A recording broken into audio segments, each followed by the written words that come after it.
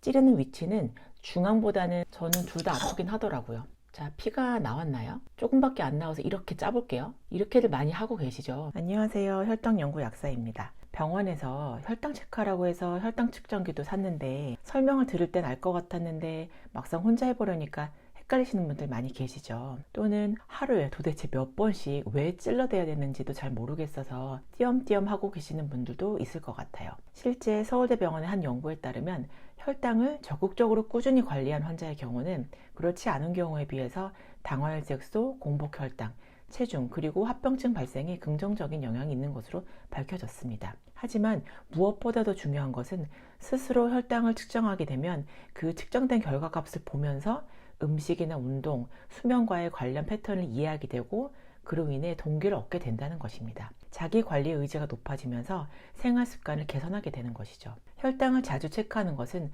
운전자의 비유를 하자면 자동차 계기판을 수시로 보는 것과 같습니다. 속도 이상을 즉시 감지할 수 있게 되고 사고 예방이 쉬워지게 됩니다. 반면 체크를 게을리하면 계기판을 무시하고 운전하는 격이라 미세한 위험 신호를 놓칠 수 있는 것이죠. 규칙적인 자가혈당 측정은 저혈당과 고혈당을 예방하고 혈당을 목표 범위 내로 유지할 수 있는 가장 좋은 방법입니다. 하지만 좋은 방법인 만큼 정확하게 제대로 측정하는 것이 정말 중요한데요. 생각보다 실수하는 경우가 굉장히 많습니다. 오늘 영상에서는요, 올바르게 측정하는 방법부터 가장 많이 실수하시는 부분, 그리고 기기관리법까지 모두 알려드릴게요. 분명 한두 개는 아 하고 새로 알게 되실 거예요.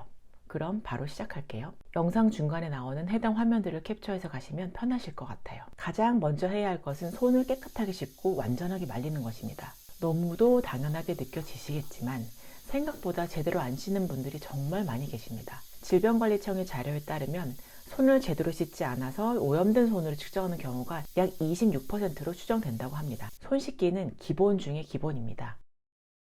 자, 손을 깨끗이 씻고 오셨으면 다음에 4가지를 준비해 주세요. 알코올솜도 준비해 주시고요. 혈당 측정기, 검사지, 체열기, 체열침 이렇게 4가지인데요. 혈당을 측정해주는 혈당 측정기, 혈액을 떨어뜨리는 검사지, 그리고 찌르는 체열기와 뾰족한 바늘이 있는 체열침까지 이렇게 준비해 주시면 됩니다. 체열기 밑부분을 이렇게 돌려서 빼주신 다음에 체열침을 꽂습니다. 어떤 분은 뚜껑을 제거하고 꽂으시던데 그렇게 하면 찔릴 위험성이 있어서 저는 먼저 체열기에 체열침을 꽂은 다음에 뚜껑을 빼주시는 것을 추천드립니다. 자, 체열침까지 꽂았고요. 체열기 끝을 보시면 체열기마다 조금씩 다르지만 옆에 숫자가 적혀 있어요. 제 거는 0부터 5까지 있는데요. 이거는 찌르는 깊이를 나타내는 숫자예요. 숫자가 작을수록 덜 찌르는 거고요. 숫자가 커질수록 깊이 찌르는 겁니다. 사람마다 손끝의 단단한 정도나 피부의 두께가 모두 다르기 때문에 본인에게 맞게 조절하시면 됩니다. 처음에 한 번만 세팅해 두면 되겠죠. 먼저 작은 숫자를 해보시고 피가 제대로 나오지 않는다면 숫자를 올리시면 됩니다. 검사지를 통에서 하나 꺼내 주시고요. 바로 뚜껑을 닫습니다. 이 검사지는 온도나 습도에 민감하기 때문에 바로 닫아 주셔야 합니다. 검사지를 혈당기에 꽂아 주세요. 보통 제대로 꽂아지면 이렇게 소리가 나면서 화면이 켜지게 됩니다. 검사지를 꽂아두고 일정 기간이 지나게 되면 꺼질 수도 있는데 그럴 때는 다시 뽑았다가 꽂으시면 됩니다. 이때 혈액이 들어가는 부분을 이렇게 막 잡으시면 안 됩니다. 오염이 돼서 부정확한 측정이 나기도 합니다. 검사지 삽입은 손가락을 찌른 뒤에 피가 있는 채로 하시려면 조금 힘들 수도 있으니까요. 꼭 체열하시기 전에 준비해 두시라고 말씀드려요. 이렇게 되면 기기 준비는 다 되셨고요. 알코올 솜으로 손가락 끝을 한 번 더 잘 닦아줍니다. 그리고 나서 10초 정도는 완전히 말려주셔야 합니다. 이때 또 완전히 말려주지 않으면 혈당값이 부정확해질 수 있으니 꼭 다 말려주셔야 해요. 자, 이제 찌를 시간입니다. 어느 손가락을 찌르든지 상관은 없습니다. 하지만 돌아가면서 찌르는 것을 추천드려요.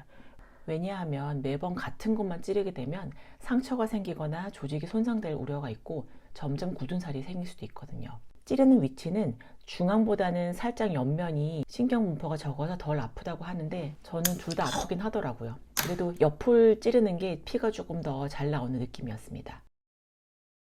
자, 피가 나왔나요? 조금밖에 안 나와서 이렇게 짜볼게요. 이렇게들 많이 하고 계시죠. 그런데 이렇게 쥐어짜면 안 됩니다. 원래 혈액만 나와야 하는데 쥐어짜게 되면 세포 주변에 존재하는 체액, 즉 간질액까지 나오게 돼서 포도당 농도가 실제보다 낮게 측정이 되기 때문인데요. 최대 30%까지 낮게 측정될 수 있다고 하니 아쉬워도 아파도 다시 한번 찔러주시기 바랍니다. 손을 따뜻한 물로 씻고 마사지를 조금 해주시는 것도 도움이 됩니다.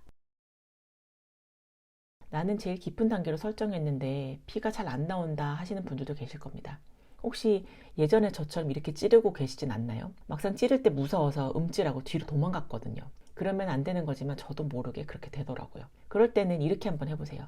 손의 위치를 심장보다 낮게 해야 체열이 쉬우니 이렇게 들고 찌르지 마시고요. 오도 가도 못하게 이렇게 책상 위에 두고 눈을 질끈 감고 찌르는 방법도 있답니다. 성공적으로 체열을 하셨으면 검사지에 조심해서 넣고 혈당값이 나올 때까지 기다리시면 됩니다. 여기서 또 하나 주의해야 될 것이 혈액량이 너무 부족하게 되면 측정 자체가 안 될 수도 있으니 피가 잘 나오도록 해야 합니다. 체열침을 재사용하는 것입니다. 감염의 위험이 당연히 있고요. 재사용을 할수록 오히려 더 아플 수 있으니 절대로 재활용을 하시면 안 됩니다. 네 번째는 아마 생각 못 하신 분들도 많이 계실 텐데요. 이 검사지에는요, 당의 양을 감지하는 효소나 씨앗 같은 게 묻어 있는데 이것이 일정 기간이 지나면 분해된다고 합니다. 그래서 부정확한 혈당값이 나오게 되는 거죠. 대부분의 혈당계 제조사와 식품의약품안전처 등에서는 유효기간이 지난 검사지는 반드시 폐기하도록 권고하고 있습니다. 그러면 유효기간만 안 지나면 써도 될까요? 정답은 노입니다. 개봉되지 않았을 경우에는 제조일로부터 24개월까지 보관이 가능하지만 일단 개봉을 한 다음에는 유효기간과 관계없이 3개월 이내에 사용해야 됩니다. 이 또한 정확성이 떨어지기 때문입니다. 그래서 저는 새로운 검사지를 개봉할 때는 개봉 일자와 3개월을 더한 날짜를 적어두는데요. 이렇게 하면은 정확하겠죠?